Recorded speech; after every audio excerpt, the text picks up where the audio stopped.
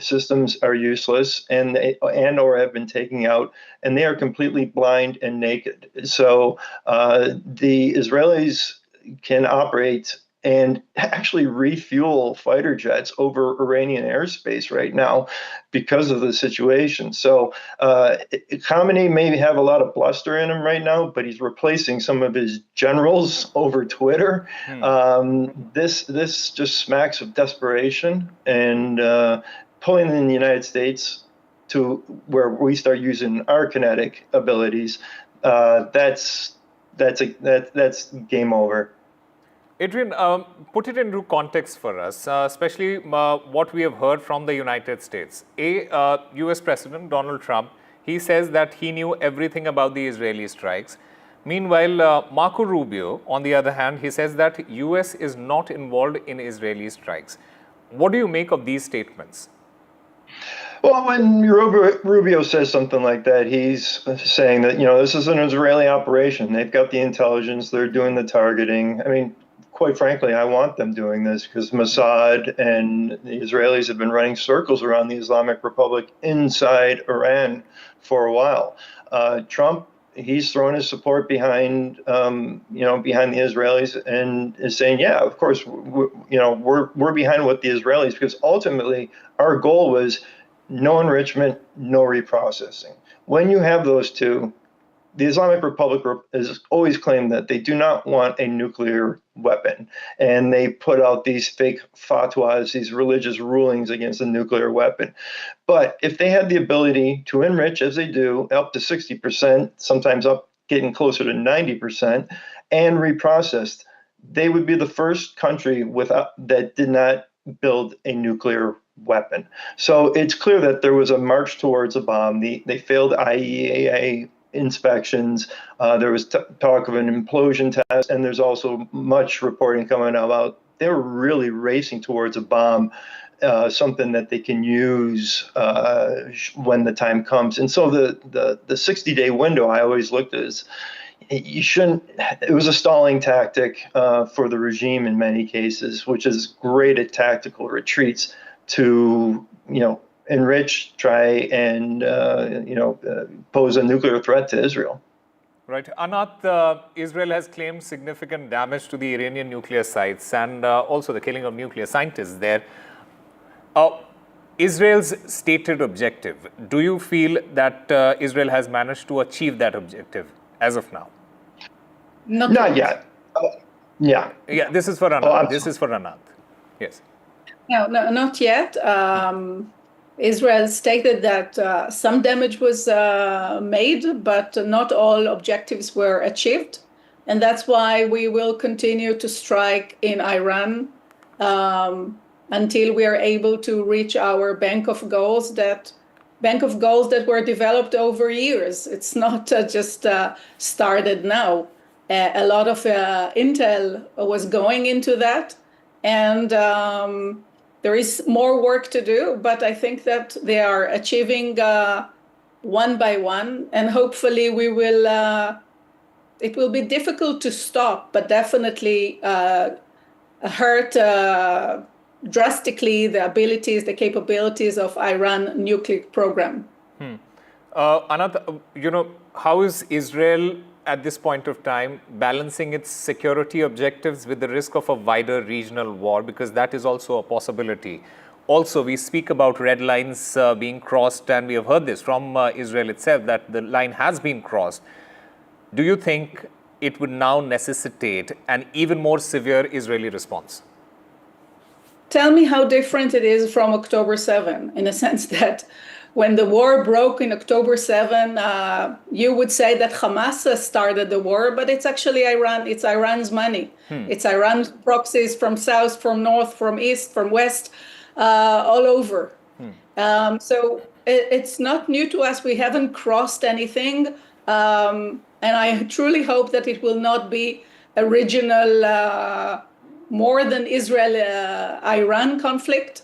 I think that the region needs peace. We had enough war in the past 2 years. The Israelis are like the Indians. We seek peace. We want to have a startup nation and high tech, and that's what we want to do. We have no interest in hurting anyone. We just want to live in our one Jewish country in the world in peace.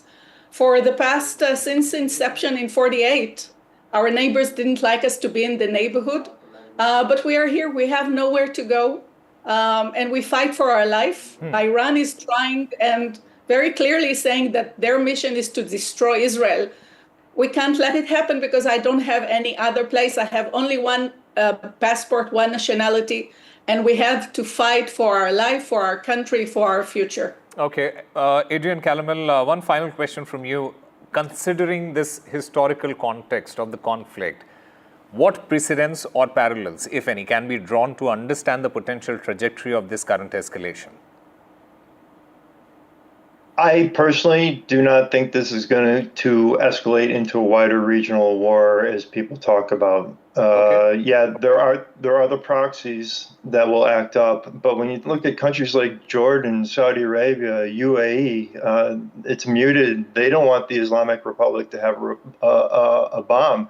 As far as the military history books, they'll be looking at this operation. They'll be looking at the Hezbollah operations with both the pagers and the handheld communication devices and how they degraded them. So as far as military history goes, this will go down as one of the greatest in history, down with the 1967 war. All right. Anat Burstein-Reich and Adrian Calamel, thank you very much for speaking with NDTV and sharing your views. Thank you. All right, breaking news coming in at this time. Russian President Vladimir Putin, he had a phone conversation with the US President Donald Trump. From what we understand at this moment, this conversation, it lasted 50 minutes and it was productive. Vladimir Putin, he has informed Donald Trump about the progress of the prisoner exchange with Ukraine and also confirmed Russia's readiness to continue negotiations with Ukraine after the 22nd of June. We'll try and get my colleague Mohammad Ghazali on this.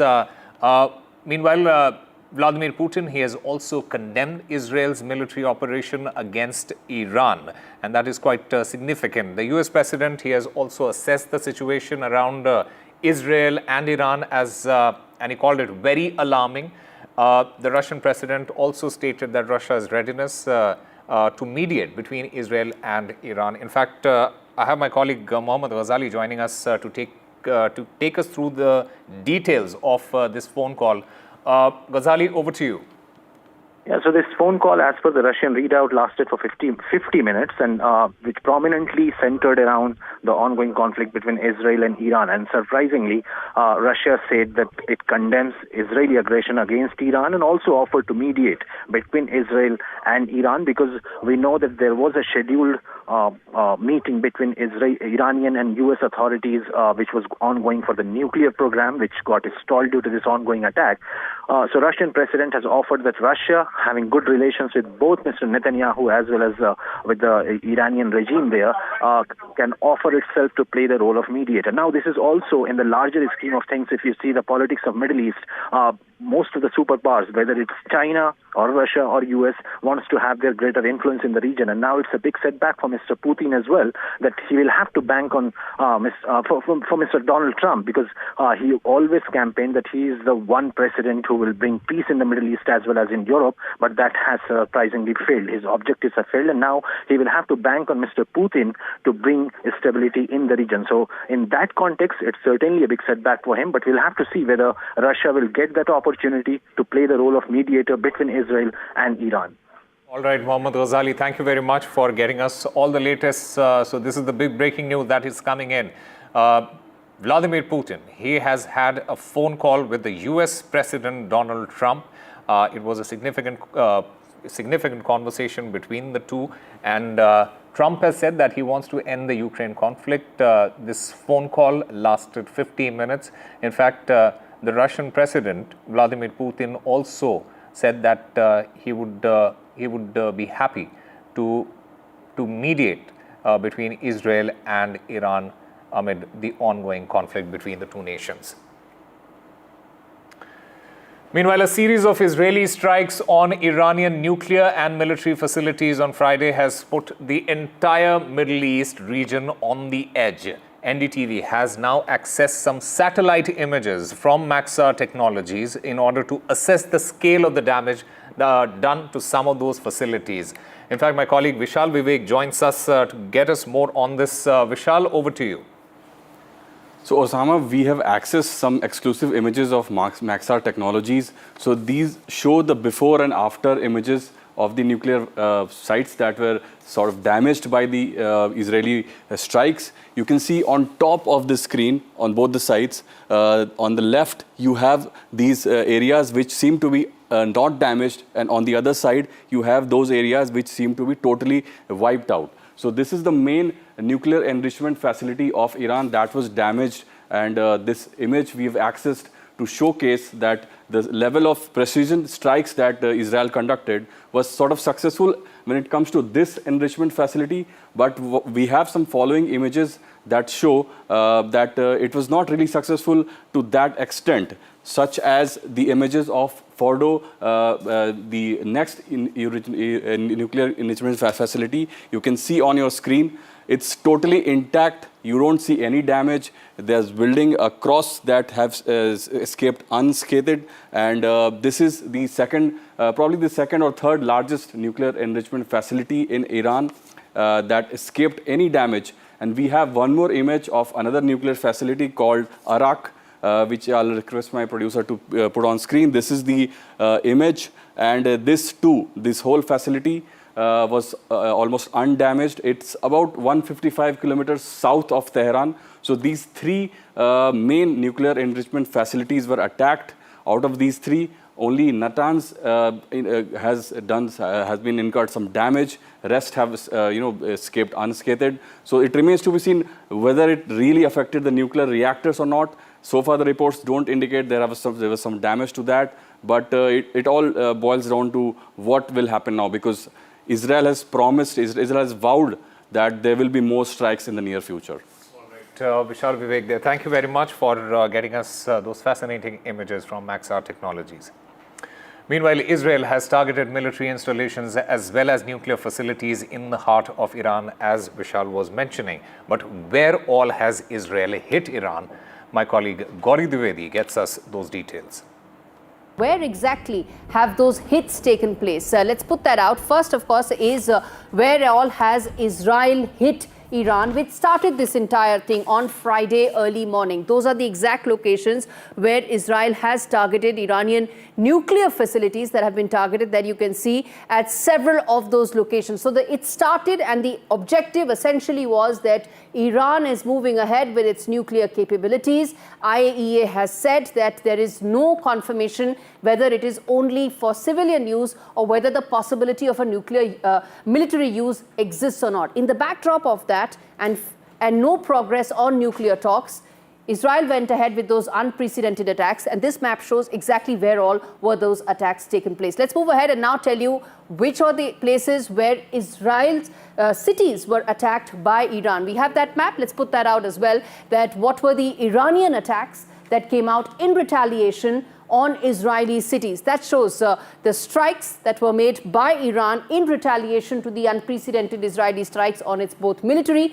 and nuclear establishment. On several of those places, Haifa, an important port town, then there is Tel Aviv, Ashdod, and several others, Jerusalem as well, that has been hit by those multiple Iranian attacks that have taken place in response to the Israeli attacks that started early Friday morning. At this stage, we brought you up to speed with the fact that those attacks are still happening and they continue.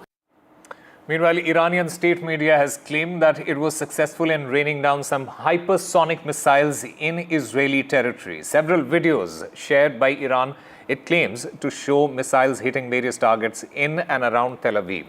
So what are these missiles that seem to have pierced one of the most sophisticated air defense systems in the world? My colleague Vishal Vivek explains. Iran launched a series of hypersonic, so-called hypersonic missiles last night and overnight.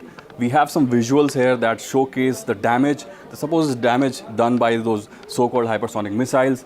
You see Iron Dome missiles, Iron Dome defense mechanism being launched by Israel, but some of these hypersonic missiles have evaded those defense systems and landed in Israel. How much damage they've done, that remains to be seen. But we have these visuals released by the state media of Iran claiming to hit hypersonic missiles, claiming to send these hypersonic missiles deep into Israeli territory.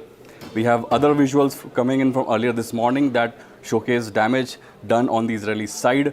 Here is a video that went viral on social media showing a shock wave due to the so-called hypersonic missile that landed in Israeli territory. So as we've been saying, Iran seems to have hypersonic missile for the last 2 years. They've been claiming that. There's no verification on that, but they have clearly mentioned through their state media that they have fired hypersonic missiles and they've been able to penetrate the skies of Israel and also hit the ground. Here is one of the videos that went viral. It shows a shock wave when it hits the ground in Israel. And Iran has had this missile, as I mentioned, for the last 2 years. And why is this hypersonic missile important? The main reason for that is that hypersonic missiles can achieve speeds of up to Mach 5, which is 5 times more than speed of sound. So that gives them that maneuverability that they have been able to evade these Iron Dome systems and land deep into that Israeli territory. So whether or not these were actually hypersonic missiles, that will need to be verified, but they did indeed, these missiles did indeed hit the Israeli territory. The damage done, that will need to be assessed, but Iran was able to rattle Israel to some extent through these series of strikes. All right. In fact, there are multiple questions that have been asked. What has been the immediate impact? How is the cost of oil getting affected? What could be the possible scenarios as to where could this escalation go from here? Gauri Dwivedi gets us the latest. I want to first talk about the impact this has, and then we're going to talk about what could be the possible scenarios as to where this conflict is headed. But first up, the immediate impact this has. Of course, the oil market, there's already been a 7% increase in the Brent crude. Immediately, the moment these tensions started flaring, it's been 36 hours. So oil market is the first impact that's likely to be there and also is already being seen. Airspace has been closed. Let's keep moving ahead. The airspace closure, it has taken place in Iran, and also it has happened in Israel, where the airspace has been closed. Next, aviation routes have been disrupted. And this is something most global airlines around the world are facing. That entire region is now seeing disruption in terms of how flight routes have been changed. Next, nuclear talks with Iran are effectively dead. In Oman on Sunday is when the next round, the 6th round of talks were to be held. But in the backdrop of these tensions, they pretty much look dead at this stage. Diplomacy doesn't have any option, any possibility right now. And lastly, well, war fronts from Lebanon to Yemen to Iraq are in the play here. We mentioned, and I spoke about the Iranian proxies earlier, viewers, and all this could be extremely significant, and it will have impact on the US bases as well that are there in the region and American presence. Next, let's talk about the scenarios that could exist. First could be that there could be limited strikes that could continue and some sort of a contained retaliatory pattern may be in place, which means that there will be exchange of fire, but it will not threaten into becoming a full-blown conflict, putting the entire region into turmoil. Next could be the fact that the Iran-backed groups may escalate attacks on Israeli interests, something that one has seen back and forth in several moments in the last year and a half, ever since the Hamas attack in October 2023, that a lot of Iranian proxies did attack Israel. That could intensify further. US troops in Iraq or Syria could be targeted through Iranian proxies. That's very significant. About 2,500 direct troops stay there in Iraq and Syria for America, in addition to the other interests that are there. International pressure could trigger some sort of a ceasefire, could potentially bring in some sort of a mediation. How this will happen remains to be seen. As I said, there's a G7 that's going to take place in about a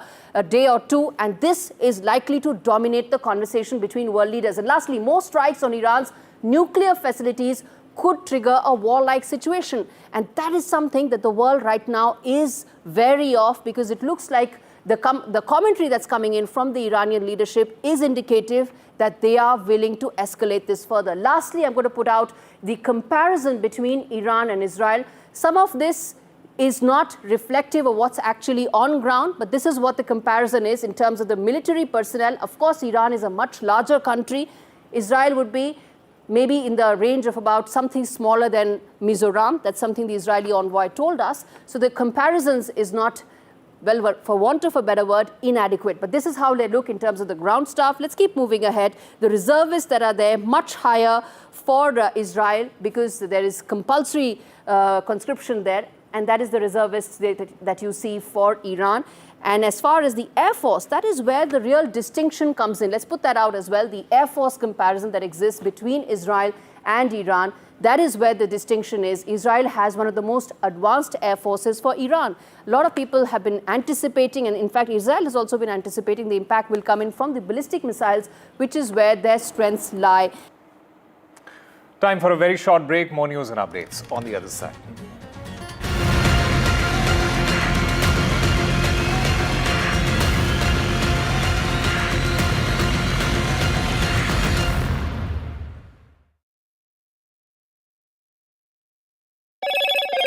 Hello, Moto. Motorola, India's leading AI smartphone brand. Israel resumes airstrikes on Iran. These are fresh wave of attacks from Israel. Meanwhile, the US-Iran nuclear talks have been called off. Mega NDTV exclusive on Shubhanshu Shukla's rocket. The ISRO team has averted a massive disaster. ISRO flags Falcon 9 rocket leak. Leak was fixed. New day, launch date set for 19th of June. The first responder speaks to NDTV. Ambulance driver who took the survivor to the hospital speaks to NDTV. Boeing 787 airplanes under lens after Air India plane crashed.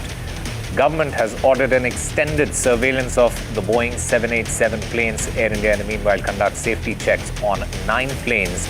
Civil Aviation Minister Ram Mohan Naidu has said that there are 34 in our Indian aircraft fleet. 9 have already been inspected.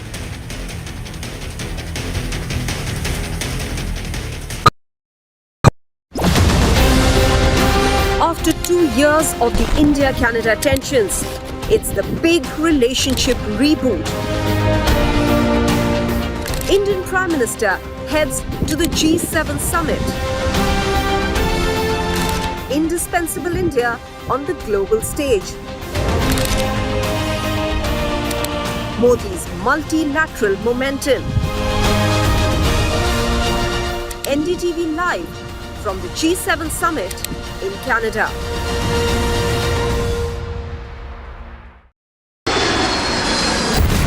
Air India plane crash in Ahmedabad, India's latest aviation disaster. India responds to the tragedy. Facts first, 100% ground reports.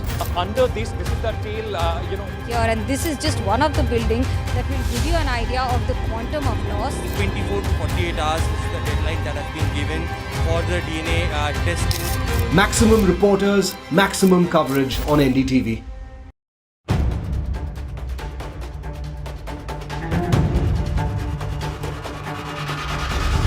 If it matters to you, if it matters to you, if it matters to you,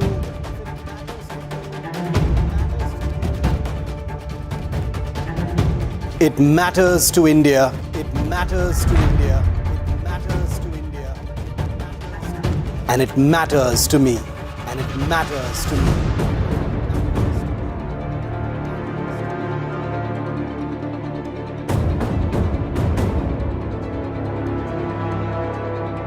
India Matters with Shivaru, only on NDTV 24/7. Why was there a hurry? Was it the government that was in a hurry? I don't want to blame anyone. Joining us today here in the NDTV newsroom, Government cannot walk away from this responsibility. Cricket is region of sort in this country. Would you like to comment on what happened? What is the condition of the injured at this point? How many people died? What exactly happened? You have lost your daughter.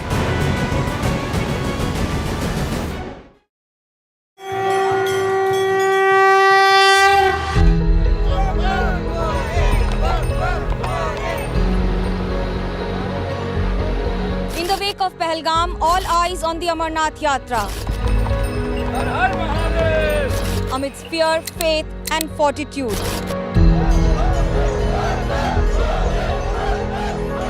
India's biggest fight against terror. NDTV reports on the holy route, the Amarnath spirit.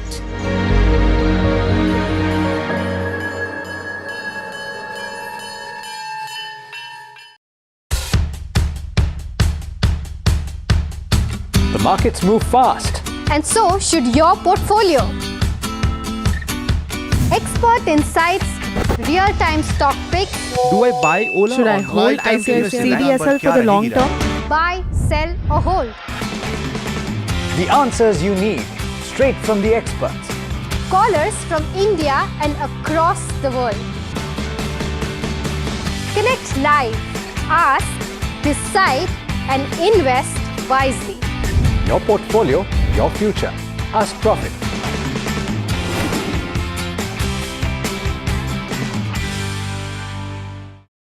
Is your business future ready? Join the 13-week strategic ESG certification program for business sustainability and growth for CXO and business leaders by NDTV, Terry and Zenora. Master global ESG frameworks, gain real-world tools, and lead with impact. Starts July 13th. Enroll now and power your business with sustainability.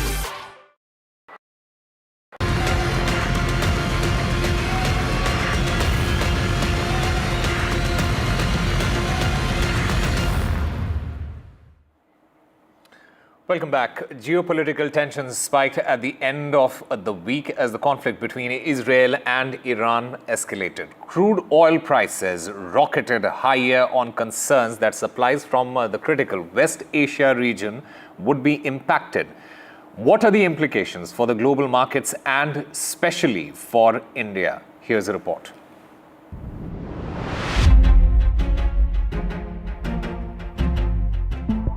Surging tensions between Israel and Iran sent tremors through the global markets.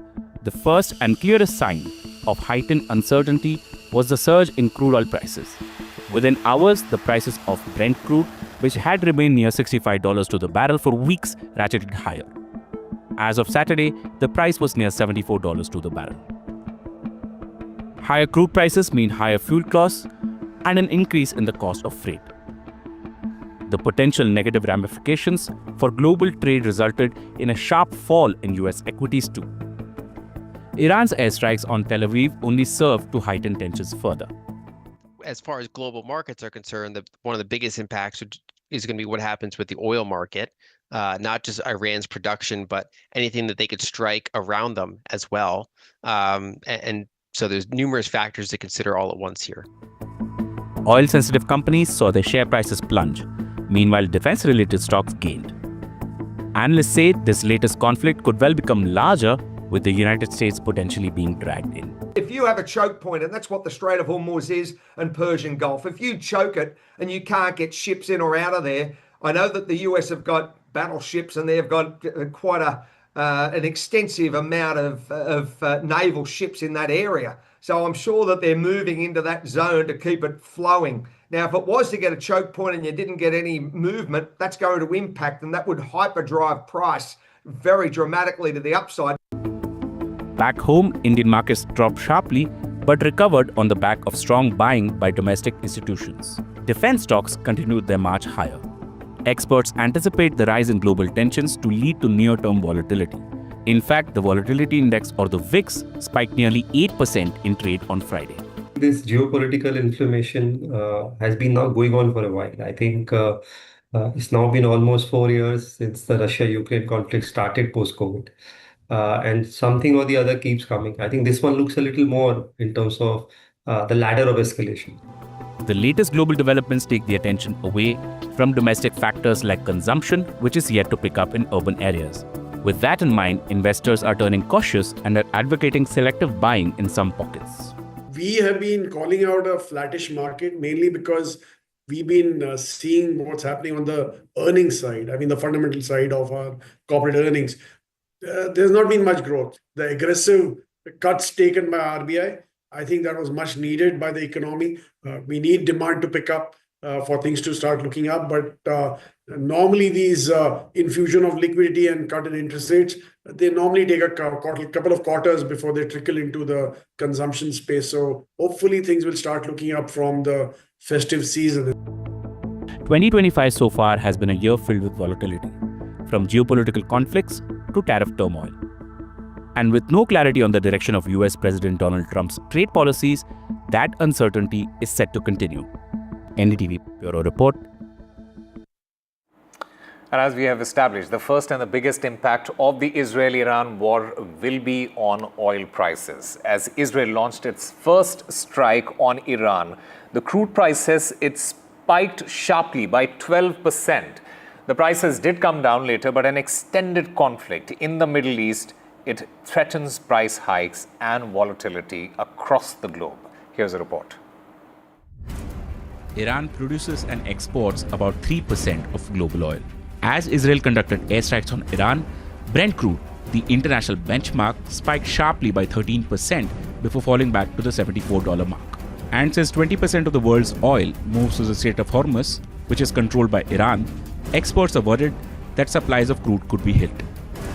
A sudden increase and the kind of extent of increase is a broader negative, but I will again emphasize that this $75 level is still below the average crude that was there for FY25. If memory serves, it only sort of is, obviously a stark contrast to where crude prices had slumped to.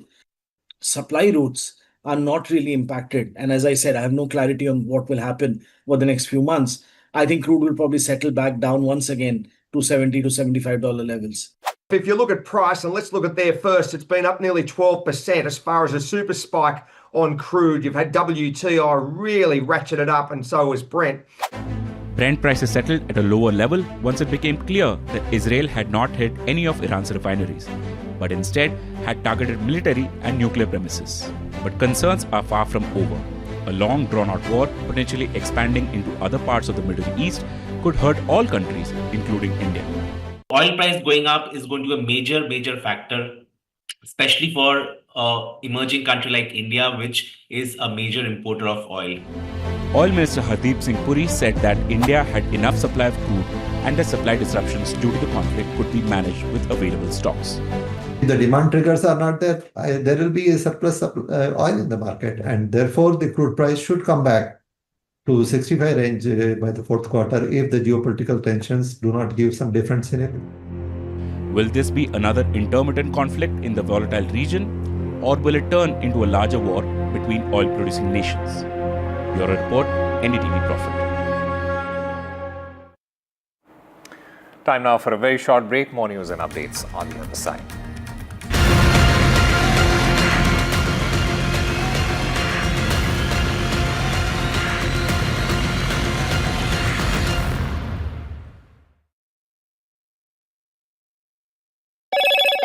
Hello, Moto.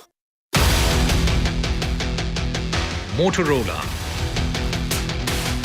India's leading AI smartphone brand. The Secretary General of the United Nations, Antonio Guterres, posted on his social media saying that it is Israeli bombardment of Iranian nuclear sites, Iranian missile strikes in Tel Aviv. Enough escalation, time to stop. Peace and diplomacy must prevail.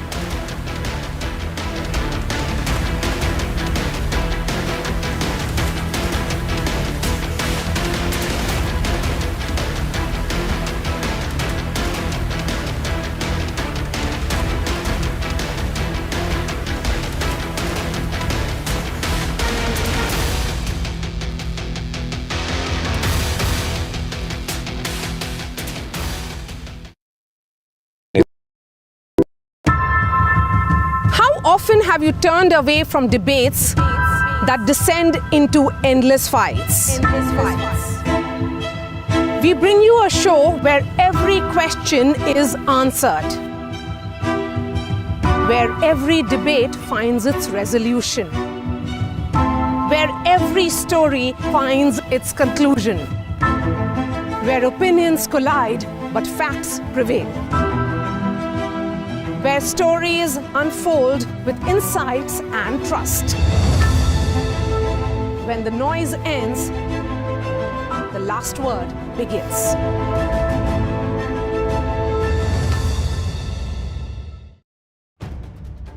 If it matters to you, if it matters to you, if it matters to you, it matters to India. It matters to India.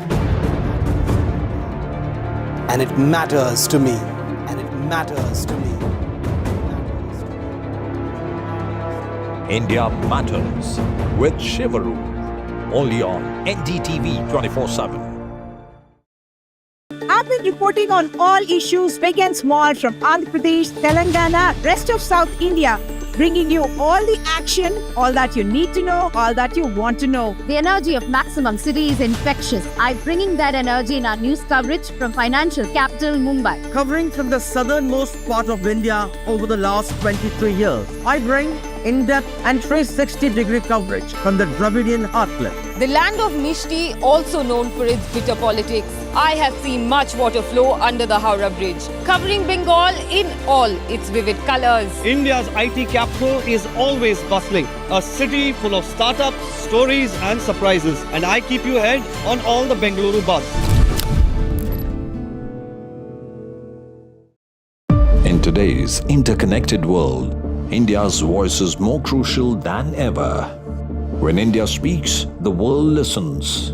At NDTV World, we are that voice, bringing you intelligent and insightful news from India and beyond. From geopolitics and diplomacy to economic shifts, migrations, tech disruptions, and the stories of our diaspora.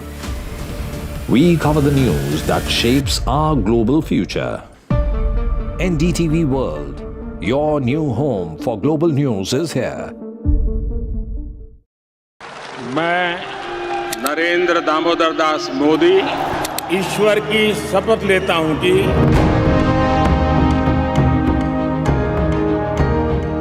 NDA सरकार में हम अगले 10 साल में विकसित भारत के सपने को साकार करके रहेंगे। अटल से तो विकसित भारत की तस्वीर है। प्रेरणा और प्रगति जब एक साथ जुड़ते हैं तो एक नए युग की नींव पड़ती है।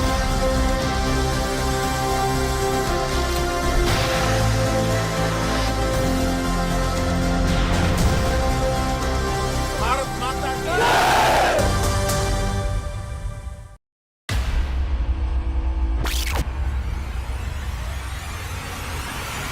The last 1 month, if you see, the share prices of Genzol Engineering has fallen more than 58%. Why are the rating firms calling the debt payments as default? We have 2 credible credit rating agencies on March 4th coming and downgrading the stock to D.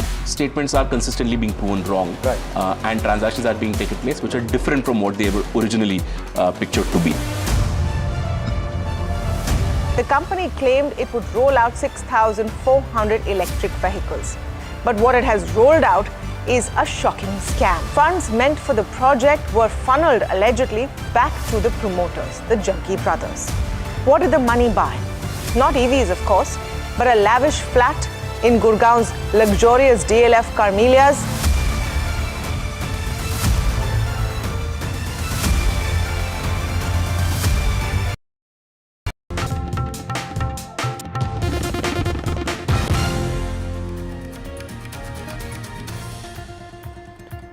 Israel resumes airstrikes on Iran. There's a fresh wave of attacks from Israel. Meanwhile, the US-Iran nuclear talks have been called off.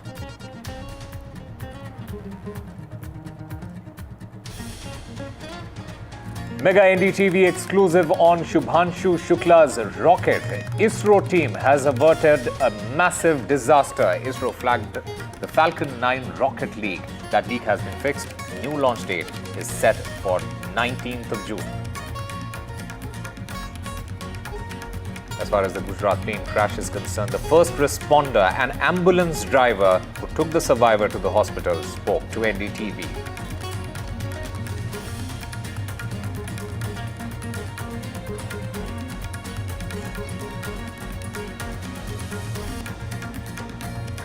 Boeing 787 under the lens after Air India plane crash. The government has ordered an extended surveillance of Boeing 787 planes. Air India conducts safety checks on 9 of its planes. The Civil Aviation Minister Ram Mohan Naidu said that there are 34 in our Indian aircraft fleet. 9 have already been inspected.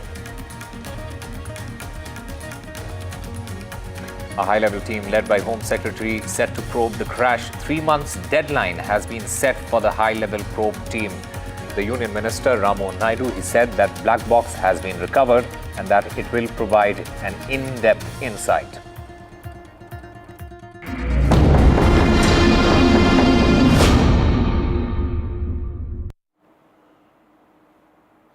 Hello and welcome. You're watching NDTV 24/7. I'm Osama Shab. It's the third day since the devastating Air India plane crash in Ahmedabad that killed 275 people, including both the passengers and those on ground at the crash site.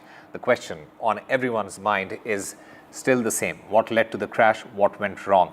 In fact, the Union Minister, the Aviation Minister, Ram Mohan Naidu, he has reviewed the progress of the probe and has said that security and safety mechanisms are being enhanced in the wake of that crash. We are going to form another high-level committee before. And immediately we have constituted the committee also yesterday. The Home Secretary is going to be the chairman of the committee.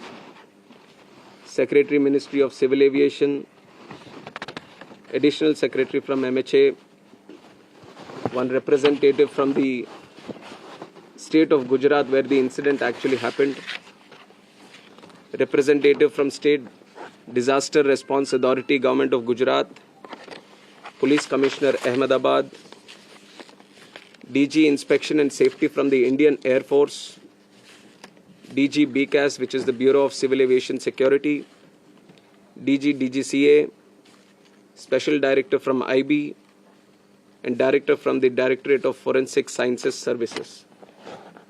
So like you see, the composition of the high-level committee involves people from various backgrounds, and we have put a time limit of 3 months for them to sit down, talk to various stakeholders, and involve and discuss with any other important expert that is necessary as per their investigation.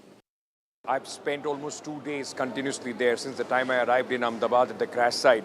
And just to give you a sense, we don't realize the magnitude of what an aircraft debris looks like, because this was a huge aircraft.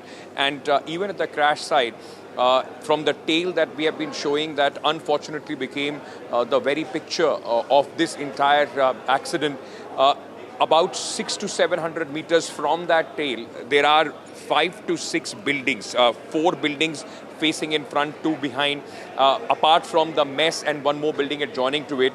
All that area is the part of the debris. So it is going to take time.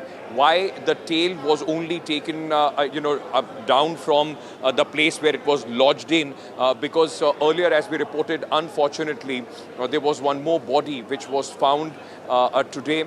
In fact, my guess is that the clearing of the body or the remains of those who were on board and on ground, I think we will always be about 99% because of the intense inferno and the heat that this plane, which was carrying hundreds of gallons of that aviation fuel, burned for many, many hours. So it is going to be a tedious task.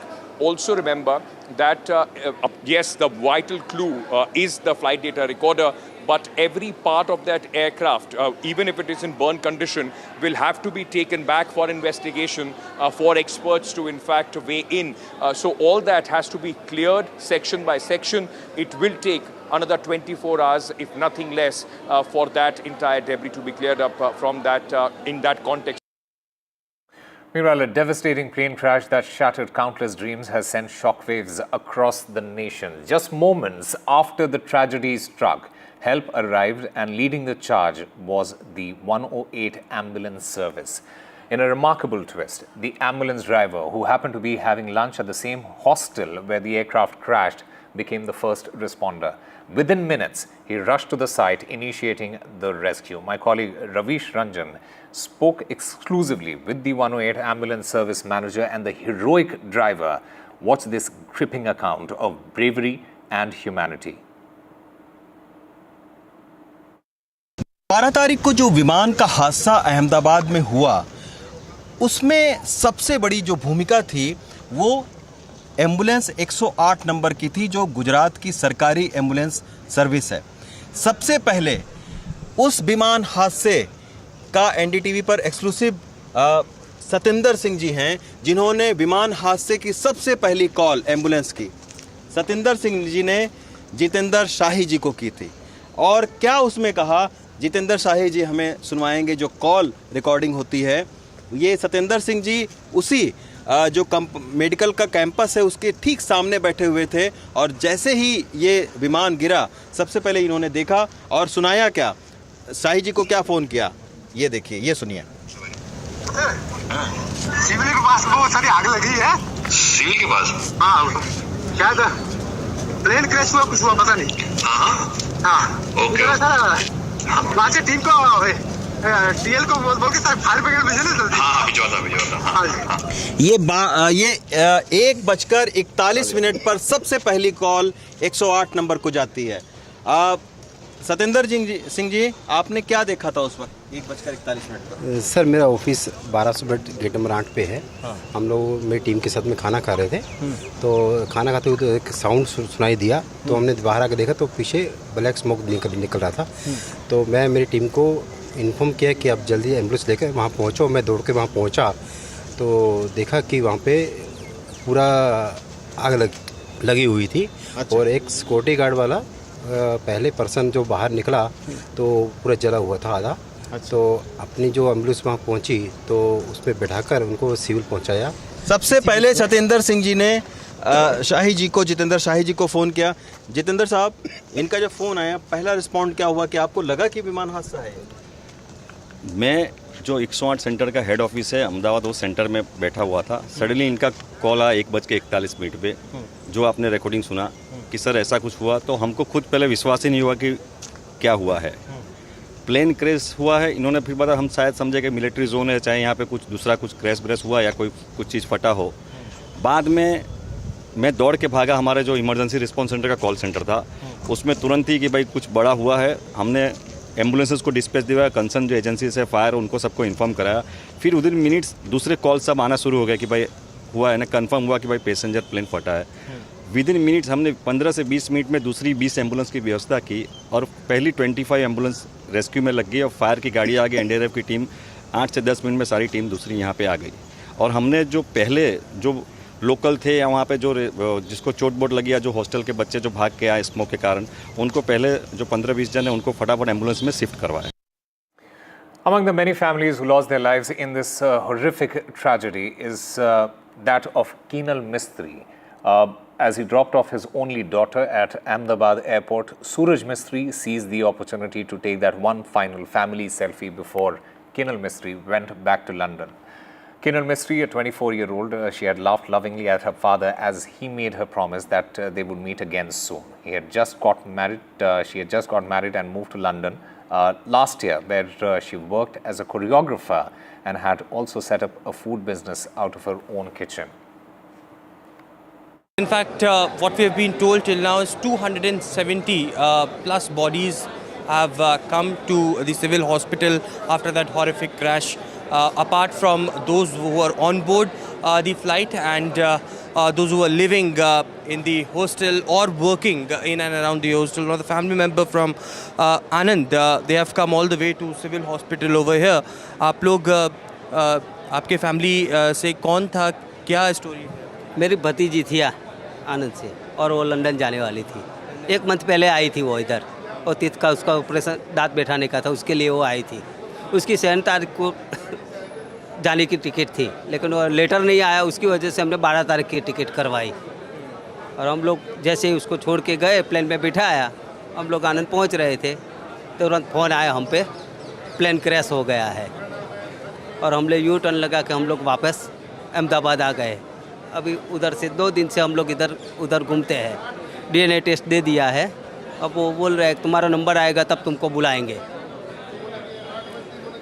क्यों वो London से आई थी, वहाँ पढ़ती हैं वो? नहीं, वो जॉब करने गई थी, वर्क परमिट पे गई थी। जॉब करती है? हाँ, कुक का। तो यहाँ पर उनका जो आप बोल रहे हैं दांत का ऑपरेशन था? हाँ, दांत का 1 साल पहले उसका एक्सीडेंट हुआ था, तो सारे दांत गिर गए थे, तो उसका ऑपरेशन करवाने वो आई थी। जब बॉन बनने का था, बॉन नहीं बना था, इसलिए डॉक्टर ने बोला 10 महीने बाद आएगी, तब उसका टीथ सब बिठाएंगे। तो सब ऑपरेशन सब कंप्लीट हो गया, तो 7 तारीख को वापस जाने वाली थी। फैमिली में कौन कौन है अभी, और किसने DNA टेस्ट दिया है, और डॉक्टर्स ने क्या रिस्पॉन्स दिया? मेरे भाभी का DNA टेस्ट लिया है, और डॉक्टर का रिस्पॉन्स है DNA टेस्ट लिया है, आपको कॉल आएगा, आप कॉल आए तब सब डॉक्यूमेंट लेके आ जाने का। कोई स्पेसिफिक डेट या कुछ नहीं। फोटो है आप उनकी, अगर आप दिखा पाएँ तो? देखा है, 24 ईयर्स की थी मेरी भतीजी। और कब से जॉब कर रही थी वो? 1 years. She was there in London for at least 1 year. इसके अलावा और आप लोग यहाँ पर जब आए तो किस तरीके का यहाँ पर डॉक्टर्स ने बताया? So that's the family. In fact भाभी है मेरे, क्या नाम है? सुरेश भाई है इसका नाम, ये हीरल बहन है, और उनकी लड़की। ये लास्ट सेल्फी है जो एयरपोर्ट पे छोड़ के गए 11:30 बजे की। Any demands from the authority? कुछ आप बोलना चाहेंगे कि क्या कुछ होना चाहिए, ऐसी घटनाएं ना हो? हम तो बोलना चाहेंगे प्लेन की जांच करवाए पहले तो। अभी उड़ान भरा नहीं है उसने, कि 2 मिनट पे वो प्लेन क्रैश हो जाता है, उड़ भी नहीं पाता। उसकी वजह क्या है कि दोनों इंजन बंद कैसे हो गए, काम क्यों नहीं कर रहे हैं। और इससे पहले न्यूज़ में भी कई बता रहे कि एयर इंडिया की फ़्लाइट में दिक्कत है, दिल्ली में भी दिक्कत हुआ था वो फ्लाइट में, बोल रहे हैं। तो फिर चेकिंग हुआ है कि नहीं हुआ है, कि उड़ान ऐसे ही भरवाई है उसकी, कि प्लेन उड़ भी नहीं पाया, 2 मिनट उड़ा है तो फिर ऐसे ही डायरेक्ट बैठ जाता है, उसका मतलब क्या है? In fact, another such story is that of Manisha Thapa, a 27-year-old flight attendant from Patna. She was among the 274 people who lost their lives when Air India flight crashed. This tragedy has plunged her family and neighbors into deep mourning. Manisha, who served as a cabin crew member on the flight, was known for her academic brilliance and a vibrant personality. She was a graduate of St. Xavier's College, Patna. She completed her bachelor's in business economics from 2014 to 2017. In fact, the college, it held condolences meet and planted a tree at the campus in remembrance of Manisha. Manisha Thapa, जो कि अहमदाबाद से उड़ने वाली air India के plane में cabin crew थी, उनकी मौत उस विमान हादसे में हो गई। और आज सेंट ज़ेवियर कॉलेज में यहाँ पर उनके नाम पर जो है वृक्षारोपण किया जा रहा है। सभी कॉलेज के मेंबर्स, कॉलेज के प्रिंसिपल, कॉलेज के फैकल्टी मेंबर्स और स्टूडेंट्स यहाँ पर मौजूद हैं, और उनके नाम पर आप देखिए पेड़ लगाया गया है उनकी याद में, remembering Manisha Thapa by Saint Xavier College. आप समझ सकते हैं उस घटना में लगभग 242 लोगों की मौत हो गई, और कुल आंकड़ा इस वक्त 275 के आसपास पहुंच चुका है। कितना दर्दनाक हादसा होगा आप समझ सकते हैं। इस वक्त कॉलेज के प्रिंसिपल है, उनसे हम बात करेंगे कि कितना मुश्किल वक्त है। फादर, आज रिमेम्बरेंस में आप लोगों ने पेड़ लगाया है, क्या कहेंगे जिस तरीके से ये घटना हुई है? ये हम लोगों के लिए दुख की खबर है, क्योंकि एक अच्छे इंसान को हमारे परिवार से खोना हम लोगों के लिए बहुत दुख हुआ है, और सारा ज़ेवियर परिवार इस खबर सुनकर बहुत दुख हुआ है। कैसी स्टूडेंट थी मनीषा, अगर बात करें तो एकेडमिक्स में हमेशा वो मेरिटोरियस स्टूडेंट रही है, और सभी एक्टिविटीज़ में घुल मिल के भाग लेती थी, और सभी स्टूडेंट, सभी स्टाफ के साथ उनका अच्छा व्यवहार था। मैं उनको हमेशा एक आदर्श व्यक्ति के रूप में, एक आदर्श स्टूडेंट के रूप में देखा करता था। खासतौर से देखिए उनकी याद में पेड़ भी लगाया गया है और भी कॉलेज के कई सारे प्रोफेसर्स हैं, टीचर्स हैं, प्रोफेसर्स हैं, बात करेंगे। मैम क्या कहेंगे, काफ़ी भावुक पल है एज ए स्टूडेंट खो देना इस कॉलेज के, आप लोगों ने पढ़ाया भी है, क्या कहना चाहेंगे मनीषा के बारे में? कहने के लिए शब्द नहीं है। मनीषा हमारे बीच नहीं है, भरोसा नहीं होता है और हमारे बीच हमेशा रहेगी। वो भले फिजिकली प्रेजेंट नहीं है लेकिन वो एक इंस्पिरेशन के रूप में, एक रोल मॉडल के रूप में हमारे एलुमनाई, हमारे बच्चों, हमारे टीचर्स, हमारे स्टाफ सब के बीच में रहेगी। वो बहुत हार्ड वर्किंग, बहुत committed, honest, collaborative, smiling face, क्या कहें उसके बारे में, कहने के लिए शब्द पर्याप्त नहीं है। हमारी बेटी नहीं है, बेटी होती तो वैसे ही बेटी उम्मीद करते हैं। तो ये बच्चे हमारे लिए कहे स्टूडेंट नहीं थे, जेवियर परिवार का एक हिस्सा थे। जेवियर परिवार ने एक बच्चा खो दिया है, बहुत मर्माहत है, हम लोग शब्दों में बयां नहीं कर सकते हैं।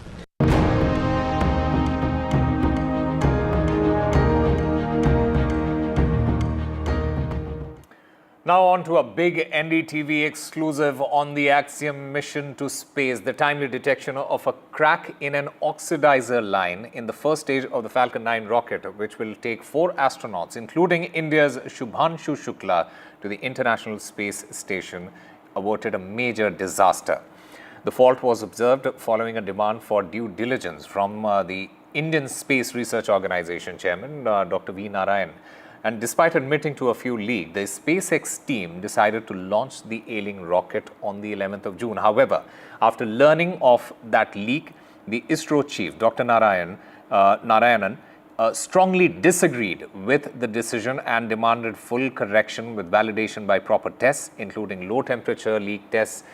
His insistence on due diligence to rectify the leak forced the SpaceX team to call off the launch on the 11th of June. NDTV's Pallav Bagla has all the details. If all goes well, India's astronaut or Gaganyatri, Group Captain Shubhanshu Shukla, will now fly to the International Space Station on June 19th. He will fly on a Falcon 9 and a Crew Dragon, which will be launched from the Kennedy Space Center in Florida. The flight for Group Captain Shukla has been delayed many times. Initially, the reasons given were weather, and then there was a technical glitch on the rocket. It now transpires that the ISRO chief, Dr. V. Narayanan, played a critical role in making sure that safety first and safety always prevailed on the Falcon 9 launch. The SpaceX team had declared that there was a leak of liquid oxygen on the Falcon 9 first stage and they were going to fix it. But Dr. V. Narayanan and the 13-member ISRO team at the Kennedy Space Center intervened and said that the Band-Aid-like solution which was being offered by SpaceX on the Falcon 9 leak of the oxygen was not acceptable to them. And finally, when the SpaceX team went back to look at the rocket, they finally found a crack, a weld crack in the oxygen line. It was at the insistence of Dr. V. Narayanan, who is himself a specialist on liquid oxygen engines, as he is a cryogenic engine specialist, he weighed in very heavily and made sure that the rocket was safe for travel to space only after the line was changed and proper validation was done. Dr. Narayanan told me that if the rocket had lifted off with the crack, then due to the vibration which happens at liftoff, there was a possibility that the leak and the crack would have developed into a full-fledged break and it would have resulted in a fireball. So, the team at ISRO, stationed at the Kennedy Space Center, prevailed on the SpaceX and the Axiom space teams to make sure that the Falcon 9 rocket is safe, and only now, when they are satisfied that the necessary repairs have been carried out and the validation done, that the launch of the Falcon 9 rocket with Group Captain Subhanshu Shukla and 3 other astronauts, which is an American, a Polish national and a Hungarian national, will now lift off from pad 39A and the Kennedy Space Center on June 19th. But yes, we have to wait and watch for what is the weather like on that day. So repeated delays for the liftoff of Group Captain Subhanshu Shukla, but hopefully this time everything will go well and the liftoff and the splashdown for Group Captain Subhanshu Shukla would be ideal. If he goes into space, he will become the second astronaut after Wing Commander Rakesh Sharma went to space in 1984. At the International Space Station, Group Captain Shukla will participate in 7 India-specific experiments. But for all of that, first the liftoff has to be normal and on opportune time. So the intervention of ISRO saved the Falcon 9 rocket and also the lives of the astronauts. Time for a very short break. More news and updates on the other side.